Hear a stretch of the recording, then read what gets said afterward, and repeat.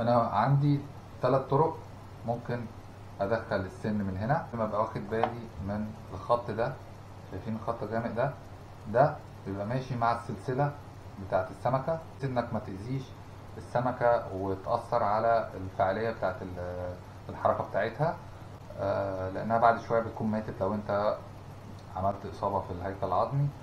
عندك الجزء التاني بيبقى هنا، تمام، بيبقى هنا في زعنفة ظهرية. طبعا هنا عندك دي الحفارة دي كلها زعنفة، لكن في السمك بقى اللي بتكلم عليه بيبقى دوبك زعنفة واحدة صغيرة كده، فانت بتيجي بعديها على طول بتروح مدخل برضو السن وتطلعه. بيبقى بعد الزعنفة اللي تحت، شايفين الزعنفة اللي تحت دي؟ تمام، قبلها كده على طول تروح ايه مدخل السن ومطلعه الناحية التانية بالمنظر ده. بس هو ده بالنسبة للطعم الحي. طبعا انت لما بتصطاد بطعم حي فانت عارف انك بتلعب على حاجات فوق ال6 كيلو وانت طالع، فلازم تحط سنون محترمة.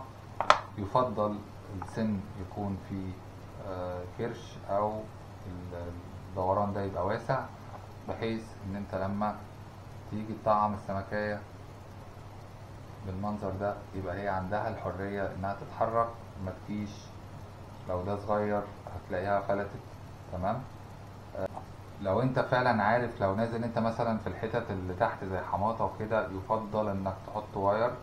تمام، ان شاء الله واير مساحته قد كده. لو انت هتستهدف ناجل ولا حاجة ولا بتاع، يا دوبك حتة واير بنفس الطول ده، قد الحتة دي كده. تمام. لو انت هتستهدف طبعا باراكودا او دراك، فانت طبعا بتبقى واخد ايه واير حوالي 30 سنتي. تمام، هو اللي مربوط في السن. ماشي.